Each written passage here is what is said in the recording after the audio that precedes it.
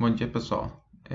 Nas primeiras aulas aí a gente fez uma revisão rápida, né, de alguns conceitos de mecânica dos fluidos e depois a gente estudou como que a gente calculava as perdas de carga do sistema, né? A gente viu que a gente tinha a perda de carga distribuída, que ela ocorria devido ao atrito do escoamento com as paredes da tubulação e entre as próprias camadas de fluido, né? E depois a gente viu que ainda tinha as perdas de carga localizadas, né, que elas ocorrem pontualmente em alguns acessórios aí, quando a gente tem alguma variação da velocidade, né, seja na direção ou seja na intensidade dela. Tá? Então a gente vai fazer um exercício aqui para fixar aí o que a gente aprendeu. Tá? Então o exercício diz o seguinte, né, que a tubulação aqui dessa figura ela tem um fator de atrito constante de 0,015. Tá? Lembrando que o fator de atrito ele depende aí de duas variáveis, né? Do número de Reynolds e da rugosidade relativa. Tá? A rugosidade relativa em um sistema fixo assim, ela é constante, né? Mas o número de Reynolds ele pode variar um pouquinho aí se eu tenho uma variação de vazão passando pela tubulação.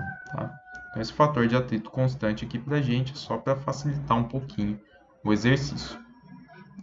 Então, essa tubulação ela transporta a água aqui do reservatório 1 para o reservatório 2. Tá?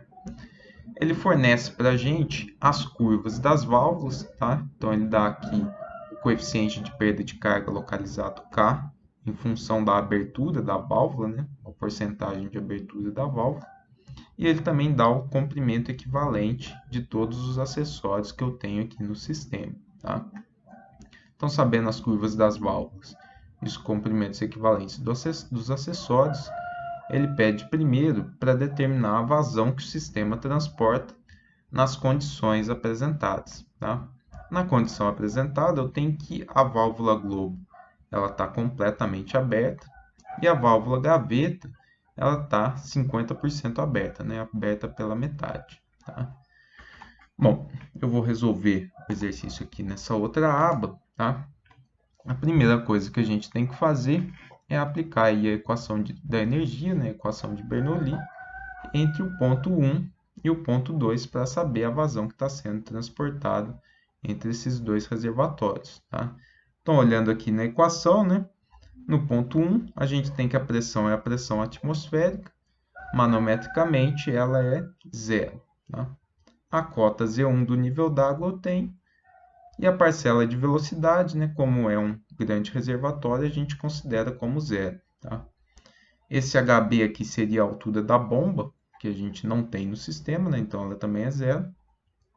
E aí, a hora que a gente olha no ponto 2, né, a gente tem a mesma coisa, né, pressão atmosférica, manometricamente é zero, eu tenho a cota do nível d'água, e a velocidade no reservatório é zero. Tá? E eu tenho também a parcela aqui de perdas, tá? Que vão ser as perdas localizadas e a distribuída. Tá?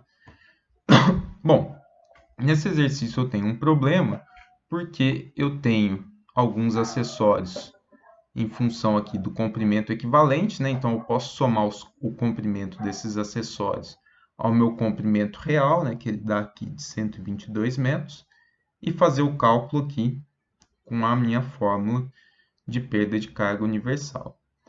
Mas eu também tenho dois elementos aqui, que são as válvulas, que eu só tenho o coeficiente de perda localizada K. Tá? E aí eu vou ter que utilizar a fórmula tradicional aqui. Tá?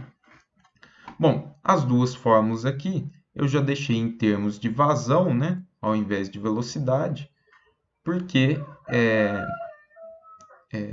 a vazão que está passando em todo o sistema ela é igual. Tá? Então, eu consigo já tirar a vazão direto aqui com essas duas equações. Tá? Bom, então aqui eu vou colocar aqui no item A, né? Então, pela equação aqui de Bernoulli, né? Eu tenho que o total de perda, né?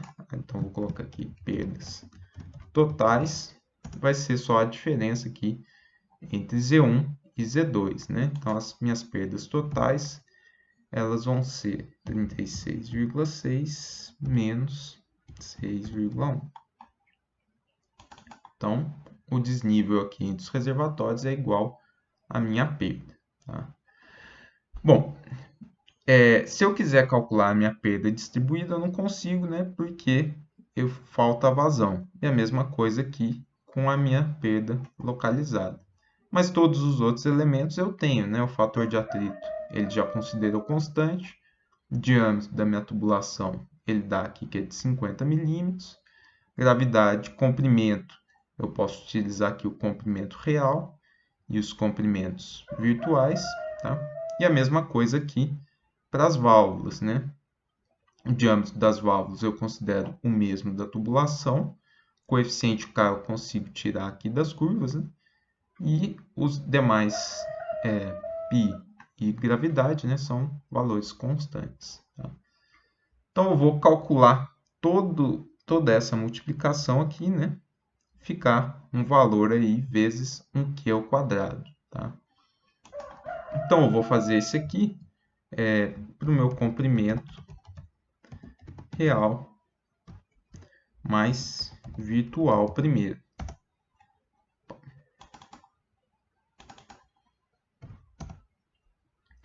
Bom, o comprimento real, né?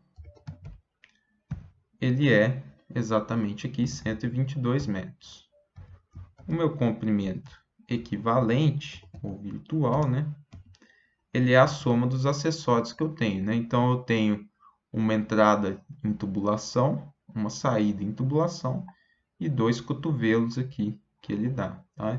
Então, eu tenho a entrada, são 2,8 metros, mais a saída, 3,3 e mais 2 cotovelos, né? 2 vezes 3,4. Então, eu tenho o meu comprimento real, o meu comprimento equivalente, o meu comprimento total é a soma desses dois aqui. Então, esse comprimento total eu vou utilizar aqui para calcular a minha perda distribuída. Tá? Essa perda distribuída vai ter uma parcelinha aqui desses acessórios. Tá? Então, eu vou achar o coeficiente dessa equação aqui, que vai ficar em função de Q quadrado, né? Então, o coeficiente, eu vou chamar de distribuída, né? Ele vai ser igual, então, 8 vezes o meu fator de atrito, 0,015. A vazão é a incógnita, né? Vezes o meu comprimento, dividido o diâmetro em metros, elevado à quinta, dividido pela gravidade, dividido π, eu vou colocar 3, 14, 15, também ao quadrado. Então, esse aqui seria o meu coeficiente da perda distribuída, que eu também associei aqui a esses acessórios. Tá? Bom, eu vou calcular agora a perda localizada das válvulas. Tá? Primeira coisa que eu tenho que fazer é identificar o valor de K da válvula globo e da válvula gaveta. Bom, a válvula globo, ela fala que está completamente aberto. Tá? A curva da válvula globo é essa curva rosa aqui. Se ela está completamente aberta, né, razão de abertura é 1, o coeficiente K dela é 4. Tá? Então, esse valor aqui é 4. E a válvula gaveta, ele fala que está aberta pela metade. Tá? Então, a curva dela é essa curva preta aqui.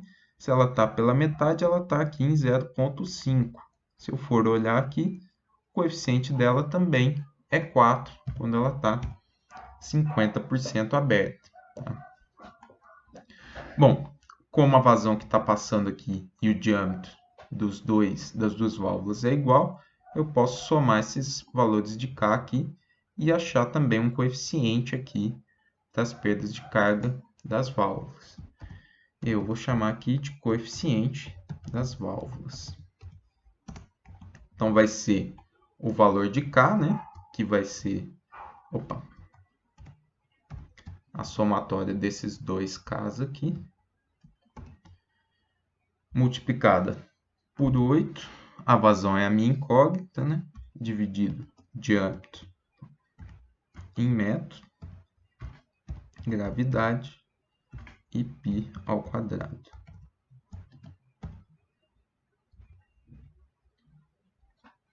Bom, então agora eu tenho o coeficiente dessa perda aqui multiplicado por Q ao quadrado e o coeficiente dessa perda aqui multiplicado também por Q ao quadrado, tá? Então, eu tenho um coeficiente total multiplicado por Q ao quadrado, né? Que é esse mais esse aqui, tá? Então, esse valor multiplicado por Q ao quadrado é igual à minha perda total, né? Que é o desnível aqui, tá? Então, se eu dividir esse valor pelo coeficiente e tirar a raiz, né? Eu acho a minha vazão, né? Então, esse valor aqui dividido pelo coeficiente e tirando a raiz, eu tenho a minha vazão, né? Eu vou multiplicar aqui por 1000 também. Eu tenho a minha vazão aqui em litros por segundo, tá? Então, essa aqui é a vazão que está passando no meu sistema para essa condição apresentada na figura, tá? Então, a maior dificuldade aqui, né, é fazer essa associação aqui do valor K, né, com a perda distribuída, que são duas equações um pouquinho diferentes, mas é só desenvolver aqui em termos de vazão que a gente consegue obter ela direto, tá? Então, esse é o item A do exercício. No item B, ele pede qual que seria a vazão máxima do sistema. Bom, a vazão máxima do sistema eu vou obter quando eu tiver a menor perda possível aqui nesse sistema, tá? Para eu ter a menor perda possível, eu tenho que abrir essa minha válvula gaveta aqui. Se a gente for olhar aqui na curva, né? Quanto mais aberta ela tiver, menor é o valor de K, então menor vai ser a perda de carga que ela vai produzir, tá? Então, no item B, a gente vai fazer a mesma coisa, só que ao invés da válvula gaveta ela está metade só aberta, né? A gente vai deixar ela completamente aberta, tá? Se a gente olhar aqui, quando ela estiver completamente aberta, ela não provoca perda de carga, né? O K dela é exatamente zero, tá? Bom, então eu vou copiar aqui a mesma coisa, tá? Vou chamar de item B aqui, né? E aí o procedimento é idêntico, tá? A hora que a gente aplica a equação de Bernoulli, a gente chega na mesma perda. A parcela de comprimento real e virtual é a mesma, tá? O coeficiente da minha válvula globo continua 4, né? Porque ela já estava completamente aberta.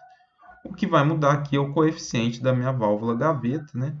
Que agora ele é 0, tá? Como aqui as fórmulas já estavam linkadas, né? A gente já obteve aqui a nova vazão, tá? Então, se eu abrir a minha válvula gaveta completamente, eu consigo aumentar aí em 0,3, né? Um pouquinho mais litros por segundo a vazão que eu transporto nesse sistema, tá? Então, a válvula ela consegue aí regular essa vazão para a gente, tá? Vou dar uma salvada aqui. Bom, o item C, ele é muito parecido com o item B, né? Ao invés da vazão máxima, ele pede agora a vazão mínima, considerando o limite operacional das válvulas, tá? É óbvio que a vazão mínima seria aí se eu fechasse toda a válvula gaveta aqui, né? E aí ia interromper o fluxo, tá? E aí eu não ia ter escoamento, a vazão seria zero, tá? Mas ele quer saber qual que é a vazão mínima que eu consigo operar com essas válvulas, tá?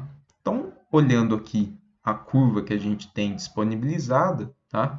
A gente vê que o mínimo que a gente consegue operar com essas válvulas aqui, sem que ocorram problemas nela de vibração ou de cavitação, né? Essa informação normalmente é dada pelo fabricante, né? Através dessas curvas, é de 25%, tá? Então, se eu deixar menos do que 25% da válvula aberta, eu já começo a ter esses problemas, tá? Então, o mínimo operacional delas é esse aqui, tá? E aí a gente vai fazer a mesma coisa, né? Se para a vazão máxima a gente tinha que operar o sistema com o mínimo de perda de carga possível, né? Para vazão mínima, a gente vai operar o sistema com o máximo de perdas de carga que a gente pode inserir, tá? E como que a gente consegue isso? Fechando mais as válvulas, tá? Então, se a gente olhar o coeficiente da válvula gaveta e da globo, né? A gaveta ela fica aqui em torno de 20 e a globo fica aqui em torno de 15, né? Tem entre 14 e 16. Então, eu aumento muito o coeficiente aqui de perda de carga localizada das duas, tá? E aí a gente vai fazer o mesmo procedimento, tá? As perdas que eu tenho no sistema são as mesmas, né? É o desnível, a energia que eu tenho no sistema é a mesma, que é o desnível entre os reservatórios, né? A parcela aqui dos acessórios do comprimento real permanecem a mesma. O que vai variar aqui, de novo, são os coeficientes das minhas válvulas, tá?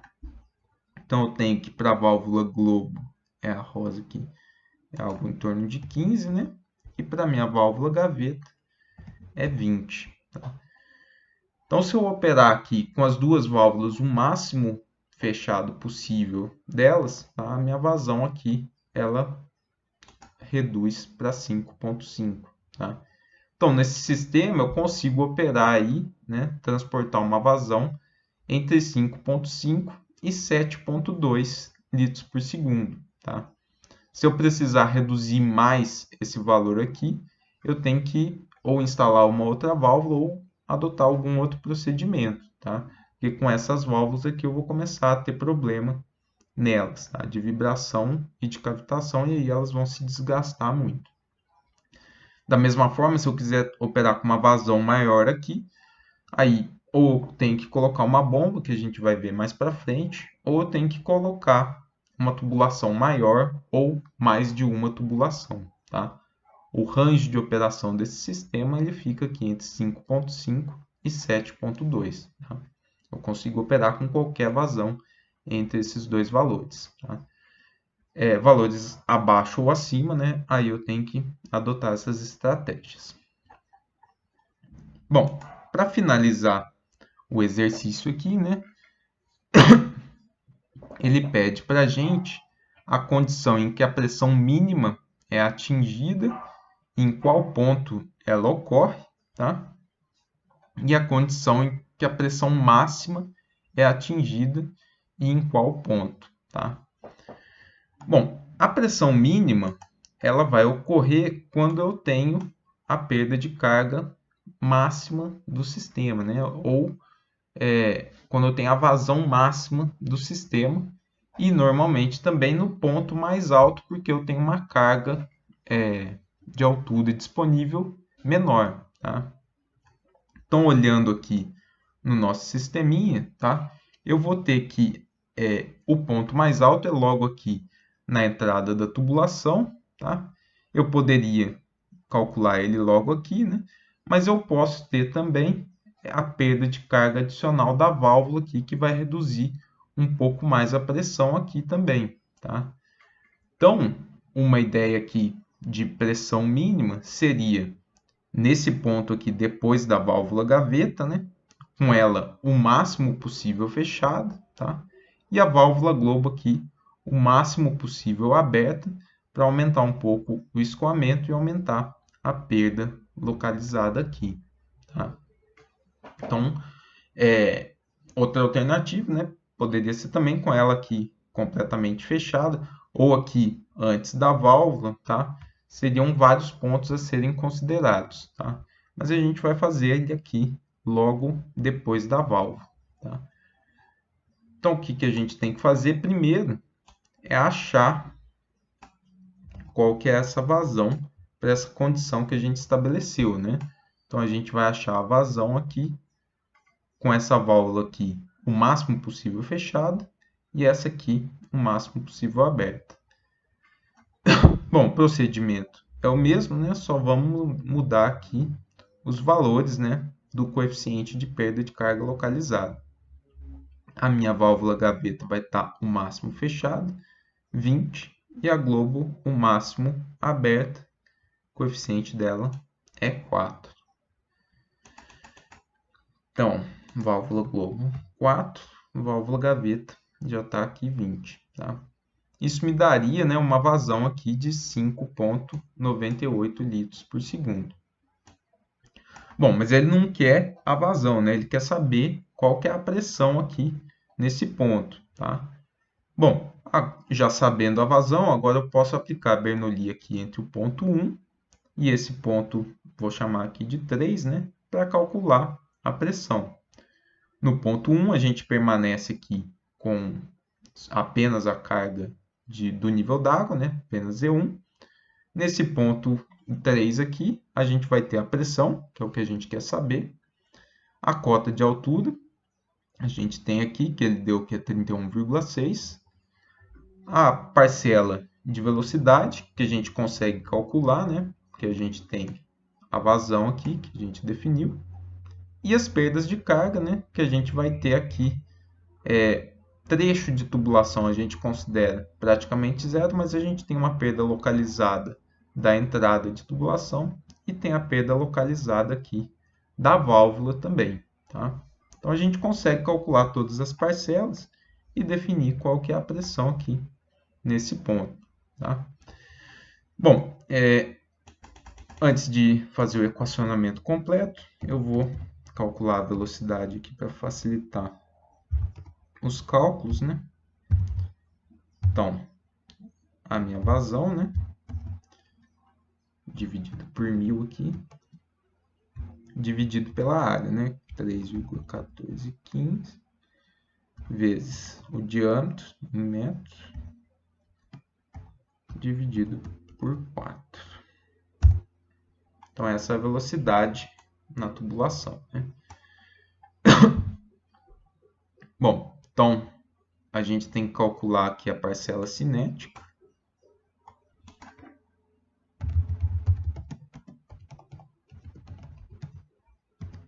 Então, velocidade ao quadrado dividido por 2G, né? A gente vai ter a perda da saída da entrada de tubulação, né? Perda na entrada. E aí a gente utiliza aqui a fórmula universal, né? Porque a gente só vai ter o comprimento equivalente da entrada, né? Então, essa perda aqui vai ser 8 vezes 0,015 vezes a vazão em metros cúbicos por segundo ao quadrado, vezes o comprimento, ele é 2,8, dividido pelo diâmetro, elevado a quinta, dividido pela gravidade e dividido por π ao quadrado. Então, essa aqui é a parcela de perda referente somente aqui à entrada. E a gente vai ter também a perda da válvula aqui, né? Então, a perda da válvula gaveta. A perda da válvula gaveta, ela é coeficiente dela, né? Vezes 8, ou vou colocar aqui vezes a velocidade, vezes V ao quadrado, dividido por 2, dividido por 9,81. Então, o valor da perda da válvula aqui deu um valor bem alto, né? Deixa eu conferir se até se está certo isso aqui. K, V ao quadrado sobre 2i. Ok. Então, a minha perda total até aquele ponto aqui logo após a válvula, né? É a soma dessas três parcelas aqui. Dessas duas parcelas, né?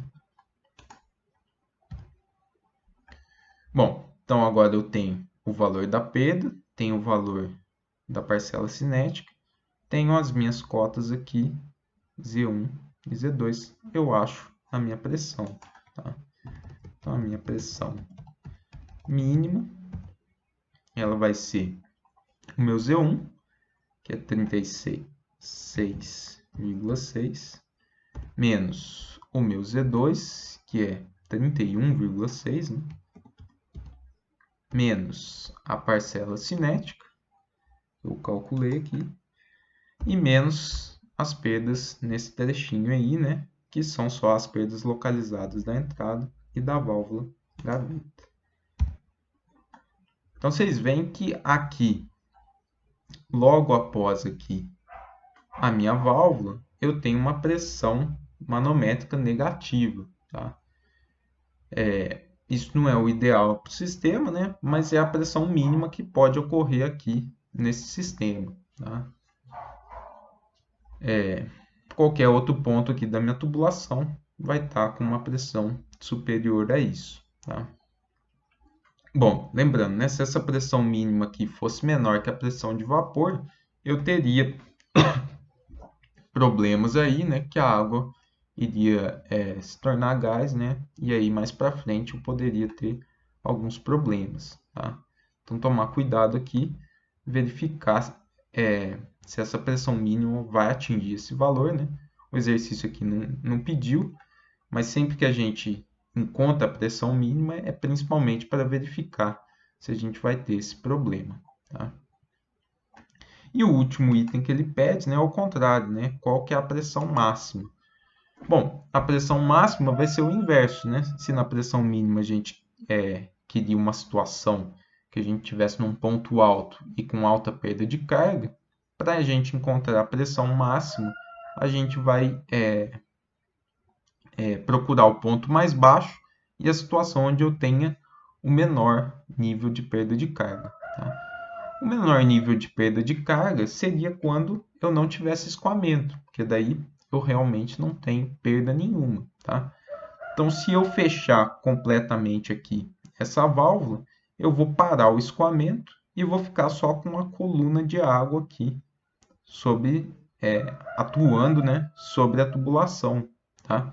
Então, normalmente, quando a gente vai verificar a pressão máxima de um sistema, a gente verifica na condição estática, né? Que a gente chama exatamente de pressão estática, que é a situação onde a gente não tem escoamento.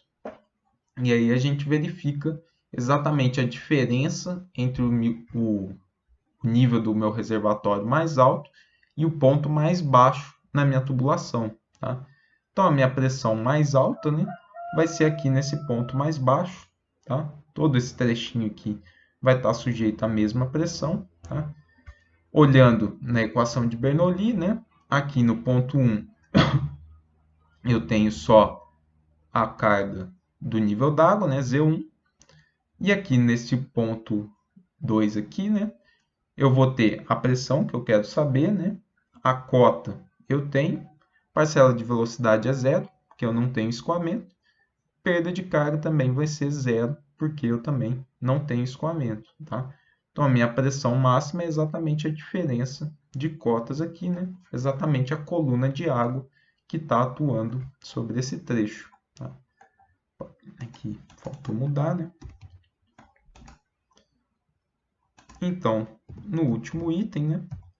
A minha pressão máxima, ela vai ocorrer quando eu não tenho escoamento, e ela é a diferença de nível do meu reservatório de abastecimento com o ponto mais baixo, que é esse aqui de 3,1, menos 3,1.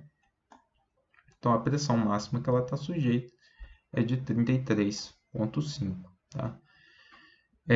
A pressão máxima ela é interessante da gente observar, né, para a gente definir qual que é a espessura da tubulação que a gente precisa utilizar, né?